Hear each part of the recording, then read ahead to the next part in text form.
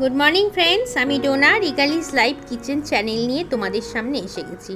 আজকে আমি বানাচ্ছি কচি পাঁঠার ঝোল এবং খুব কম তেল মশলা ব্যবহার করে কিন্তু আমি আজকে এটা রান্না করব।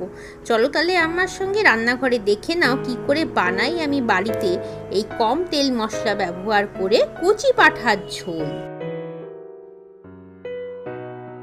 আমি কড়াটা কিন্তু গরম করে নিয়েছি, এবার এর মধ্যে আমি সর্ষের তেল দিয়ে দিচ্ছি। কচি পাঁঠার ঝোল যখন আমরা কিন্তু সর্ষের তেল দিয়ে এটা রান্না করব, আর কেউ চাইলে কিন্তু সাদা তেল বা হোয়াইট অয়েল ইউজ করতেই পারে। এখানে আমার 4টে আলু রেখেছি, আলুটাকে আমি কিন্তু হলুদ লবণ দিয়ে মাখিয়ে রেখেছি। আর এখানে আমার 500 গ্রামের উপরে প্রায় 600 গ্রাম কিন্তু মাংস রয়েছে। এটা কিন্তু আমি কোনো রকম কিছু দিয়ে ম্যারিনেট করিনি, প্লেন মাংসটাকে ধুয়ে জলটাকে ঝরিয়ে নিয়েছি। আর এখানে আমি একটা পেস্ট তৈরি করেছি। এই পেস্টটার মধ্যে রয়েছে আদা, রসুন, কাঁচা লঙ্কা আর একটা পেঁয়াজ। এই একটা পেঁয়াজ দিয়ে কিন্তু আমি পেস্টটা তৈরি করেছি। আর এখানে আমি আরেকটা পেঁয়াজ নিয়েছি, যেটাকে আমি কুচো করে রেখেছি। সেই জন্য আমি পেঁয়াজ কিন্তু এখানে দুরকম ভাবে ব্যবহার করছি। দেখো আমার তেলটা কিন্তু গরম হয়ে গেছে তোমাদের সাথে কথা বলতে বলতে। এখন আমি এই আলুগুলোকে ছেড়ে দিচ্ছি। আমি কাঁচা লঙ্কা দিয়ে রেখেছি। আমি কিন্তু মাংসটা খুব বেশি ঝাল বা খুব বেশি মশলাদার তৈরি করব না। এটা যেহেতু কচি পাঁঠার ঝোল, তাই আমি এটা একটু হালকা পাতলা ঝোলই বানাচ্ছি। দেখো পেঁয়াজটা আমি দিয়ে দিয়েছি। এবার পেঁয়াজটা যাতে আমার তাড়াতাড়ি ভাজা হয়ে যায়, তার জন্য কিন্তু আমি একটু নুন দিয়ে দেব। এই হাফ চামচের মতো নুন আমি এর মধ্যে দিয়ে দিলাম।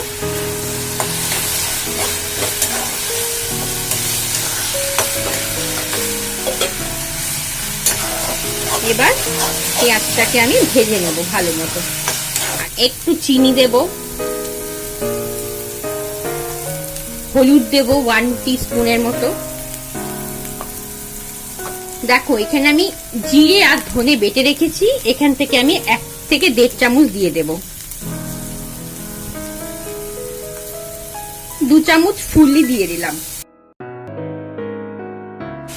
দেখো আমার মাংসটা কিন্তু কষা কষা হয়ে এসছে, আর কিছুক্ষণ কিন্তু আমি এটাকে কষাবো। আর একটু টাইম নিয়ে কিন্তু আমি এটাকে কষাবো, কারণ তেলটা আরেকটু ছাড়া ছাড়া হওয়ার প্রয়োজন আছে।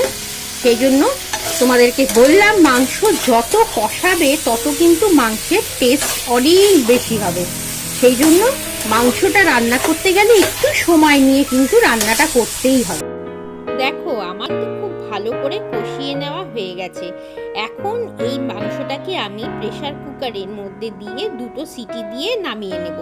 আর তোমরা চাইলে কিন্তু এই মাংসটা এইভাবে কড়াতেই রান্না করতে পারো, হাতে যদি সময় থাকে। চলো তাহলে প্রেসার কুকারে আমরা এটা দিয়ে দিই। প্রেসার কুকারে সিটি মারা কমপ্লিট এবং মাংসটাও হয়ে গেছে। তোমরা দেখতে পাচ্ছ কচি পাঁঠার ঝোলটা কিরকম লাগছে দেখতে। কি দেখে লোভ হচ্ছে তো? চলো তাহলে এবার আমরা এটাকে ডিশ আউট করে ফেলি। এই দেখো তৈরি হয়ে গেছে আমার কচি পাঁঠার ঝোল, সাথে বড় বড় আলু। উফ কি দারুণ লাগছে দেখতে। জানো আমি জানি তোমাদের মধ্যে থেকে অনেকেরই খুব লোভ হচ্ছে, ইস এরকম একটা মাংস আর সাথে যদি একটু ভাত থাকে, আর কিছুই লাগে না আমাদের মতো বাঙালিদের। তোমাদের যদি এই রেসিপিটা ভালো লাগে তাহলে কিন্তু অবশ্যই লাইক, কমেন্ট আর শেয়ার করো। আর তোমাদের মধ্যে থেকে কেউ যদি আজকেই প্রথম চ্যানেলটা দেখছো, তাহলে কিন্তু অবশ্যই সাবস্ক্রাইব করে পাশে থাকা বেল আইকনটা টিপে রেখো। তাহলে আমি যখনই কোনো এখানে ভিডিও আপলোড করব, তার নোটিফিকেশন তোমরা সঙ্গে সঙ্গে পেয়ে যাবে। চলো তাহলে আজকের মতো আমি তোমাদের কাছ থেকে বিদায় নিই। আবার আসবো অন্যদিন অন্য একটা সুন্দর কোনো রেসিপি নিয়ে। ততক্ষণ তোমরা সবাই ভালো থেকো আর সবাইকে টাটা।